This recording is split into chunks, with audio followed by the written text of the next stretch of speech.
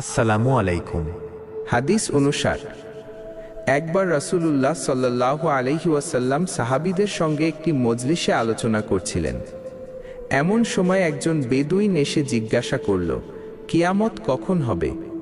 রাসূলুল্লাহ সাল্লাল্লাহু আলাইহি ওয়াসাল্লাম তার কথায় কান না দিয়ে নিজের আলোচনা চালিয়ে যেতে লাগলেন। উপস্থিত কিছু লোক বলাবলি করতে লাগল, তিনি হয়তো বেদুইনের কথা শুনেছেন, কিন্তু প্রশ্নটি তার পছন্দ হয়নি। আবার কেউ কেউ বলল, তিনি হয়তো শুনতেই পাননি। যখন রাসূলুল্লাহ সাল্লাল্লাহু আলাইহি ওয়াসাল্লাম তার আলোচনা শেষ করলেন, তখন বললেন, কিয়ামত সম্পর্কে প্রশ্নকারী কোথায়? বেদুইন বলল, আমি এখানেই আছি, হে আল্লাহর রাসূল। তখন তিনি বললেন, যখন আমানত নষ্ট করা হবে তখন তোমরা কিয়ামতের অপেক্ষা করো। লোকটি আবার জিজ্ঞাসা করল, আমানত কিভাবে নষ্ট করা হবে? তিনি বললেন, যখন কোনো অযোগ্য ব্যক্তিকে কোনো দায়িত্ব দেওয়া হবে তখন কিয়ামতের অপেক্ষা করো। হাদিস 60। আব্দুল্লাহ ইবনে আমর রাদিয়াল্লাহু আনহু বলেন, আমরা এক সফরে রাসূলুল্লাহ সাল্লাল্লাহু আলাইহি ওয়াসাল্লামের সাথে ছিলাম। এক সময় আমরা তার থেকে কিছুটা পিছিয়ে পড়ি। যখন আমরা পৌঁছালাম, মাগরিবের সালাতের সময় প্রায় শেষ হয়ে আসছিল। আমরা তাড়াতাড়ি ওযু করছিলাম এবং পা ধোয়ার বদলে কেবল মাসাহ করছিলাম। তখন রাসূলুল্লাহ সাল্লাল্লাহু আলাইহি ওয়াসাল্লাম উচ্চস্বরে 2 বা 3 বার বললেন, পায়ের গোড়ালির জন্য জাহান্নামের আগুন থেকে দুর্ভোগ। হাদিস 61। ইবনে ওমর রাদিয়াল্লাহু আনহু থেকে বর্ণিত, রাসূলুল্লাহ সাল্লাল্লাহু আলাইহি ওয়াসাল্লাম বলেছেন, এমন একটি গাছ আছে যার পাতা কখনো ঝরে না। এটি একজন মুসলিমের মতো। তোমরা আমাকে বলো, সেটি কোন গাছ? লোকেরা তখন গ্রামের বিভিন্ন গাছের কথা চিন্তা করতে লাগলো। আব্দুল্লাহ রাদিয়াল্লাহু আনহু বলেন, আমার মনে হয়েছিল এটি খেজুর গাছ, কিন্তু আমি লজ্জায় কিছু বলতে পারলাম না। এরপর সাহাবীরা বললেন, হে আল্লাহর রাসূল, আপনিই বলে দিন। তিনি বললেন, সেটি হলো খেজুর গাছ। হাদিস নম্বর 62। ইবনে উমর রাদিয়াল্লাহু আনহু থেকে বর্ণিত, নবী সাল্লাল্লাহু আলাইহি ওয়াসাল্লাম বলেছেন, এমন একটি গাছ আছে যার পাতা ঝরে না, এটি মুসলিমের মতো। তোমরা আমাকে বলো, সেটা কোন গাছ? আব্দুল্লাহ রাদিয়াল্লাহু আনহু বলেন, তখন লোকেরা গ্রাম্য গাছপালার কথা চিন্তা করছিল। আমার মনে হয়েছিল এটি খেজুর গাছ। এরপর সাহাবীরা বললেন, হে আল্লাহর রাসূল, আপনিই বলে দিন। তিনি বললেন, সেটি হলো খেজুর গাছ। হাদিস নম্বর 63। আনাস ইবনু মালিক রাদিয়াল্লাহু আনহু বলেন, আমরা একবার মসজিদে নবী সাল্লাল্লাহু আলাইহি ওয়াসাল্লামের সাথে বসেছিলাম। এমন সময় একজন উটে চড়ে মসজিদে এসে তাকে বাঁধল।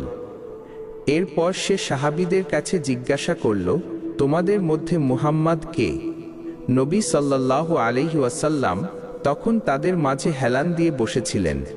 আমরা বললাম, ওই যে সাদা রঙের লোকটি হেলান দিয়ে আছেন তিনি। লোকটি তার কাছে এসে বলল, হে আব্দুল মুত্তালিবের পুত্র। নবী সাল্লাল্লাহু আলাইহি ওয়াসাল্লাম বললেন, আমি তোমার প্রশ্নের উত্তর দিচ্ছি।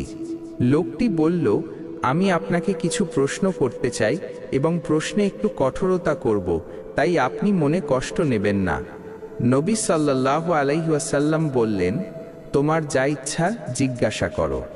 লোকটি বলল, আমি আপনাকে আপনার এবং আপনার পূর্ববর্তী নবীদের রবের নামে জিজ্ঞাসা করছি, আল্লাহ কি আপনাকে সকল মানুষের জন্য রাসূল করে পাঠিয়েছেন? তিনি বললেন, আল্লাহর কসম, হ্যাঁ। লোকটি বলল, আমি আপনাকে আল্লাহর নামে জিজ্ঞাসা করছি, আল্লাহ কি আপনাকে দিনে ও রাতে 5 ওয়াক্ত সালাত আদায়ের নির্দেশ দিয়েছেন? তিনি বললেন, আল্লাহর কসম, হ্যাঁ। লোকটি বলল, আমি আপনাকে আল্লাহর নামে জিজ্ঞাসা করছি, আল্লাহ কি আপনাকে বছরের এই মাসে রমজানে সিয়াম রোজা পালনের নির্দেশ দিয়েছেন? তিনি বললেন, আল্লাহর কসম, হ্যাঁ। লোকটি বলল, আমি আপনাকে আল্লাহর নামে জিজ্ঞাসা করছি, আল্লাহ কি আপনাকে আমাদের ধনীদের থেকে সাদাকা যাকাত গ্রহণ করে আমাদের দরিদ্রদের মাঝে বন্টন করে দেওয়ার নির্দেশ দিয়েছেন?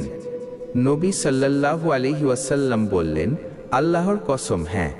তখন লোকটি বলল, আপনি যা নিয়ে এসেছেন আমি তাতে ঈমান আনলাম।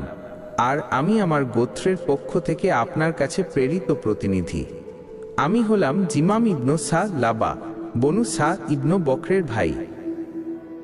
হাদিস নম্বর 64। আব্দুল্লাহ ইবনে আব্বাস রাদিয়াল্লাহু আনহু বর্ণনা করেন যে রাসূলুল্লাহ সাল্লাল্লাহু আলাইহি ওয়াসাল্লাম একজন লোককে একটি চিঠি দিয়েছিলেন এবং তাকে নির্দেশ দিয়েছিলেন তা বাহরাইনের শাসকের কাছে পৌঁছে দিতে।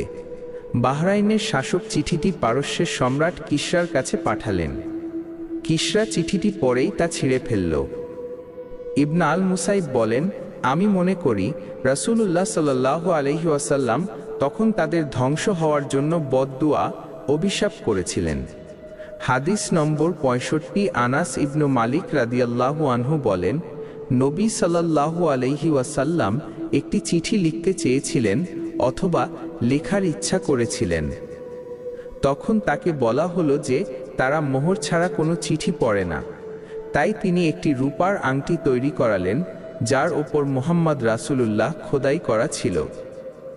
আনাস রাদিয়াল্লাহু বলেন, আমি যেন এখনো তার হাতে সেই আংটির শুভ্রতা দেখতে পাচ্ছি। আমি আনাস কাতাদা রহমাতুল্লাহকে জিজ্ঞাসা করলাম, কে বলেছেন যে এর ওপর মুহাম্মদ রাসূলুল্লাহ খোদাই করা ছিল? তিনি বললেন, আনাস রাদিয়াল্লাহু। হাদিস নম্বর 66। আবু ওয়াকিদ আল-লাইসি রাদিয়াল্লাহু বর্ণনা করেন যে একবার রাসূলুল্লাহ সাল্লাল্লাহু আলাইহি ওয়াসাল্লাম মসজিদে বসেছিলেন এবং তার সাথে আরও কিছু লোক ছিলেন। তখন 3 জন লোক এলো। তাদের মধ্যে 2 জন রাসূলুল্লাহ সাল্লাল্লাহু আলাইহি ওয়াসাল্লাম এর দিকে এগিয়ে গেল এবং একজন চলে গেল। তারা 2 জন রাসূলুল্লাহ সাল্লাল্লাহু আলাইহি ওয়াসাল্লাম এর কাছে দাঁড়াল। তাদের মধ্যে একজন মজলিসে একটি খালি জায়গা দেখে সেখানে বসে পড়ল। অন্যজন তাদের পিছনে বসল, আর তৃতীয় জন পিছন ফিরে চলে গেল। যখন রাসূলুল্লাহ সাল্লাল্লাহু আলাইহি ওয়াসাল্লাম কথা শেষ করলেন তখন বললেন, আমি কি তোমাদের ওই 3 জন লোক সম্পর্কে জানাব না? তাদের একজন আল্লাহর দিকে আশ্রয় নিল, তাই আল্লাহ তাকে আশ্রয় দিলেন। অন্যজন লজ্জা পেল, তাই আল্লাহ তার প্রতি লজ্জিত হলেন। আর তৃতীয় জন মুখ ফিরিয়ে নিল, তাই আল্লাহ তার থেকে মুখ ফিরিয়ে নিলেন। আসসালামু আলাইকুম।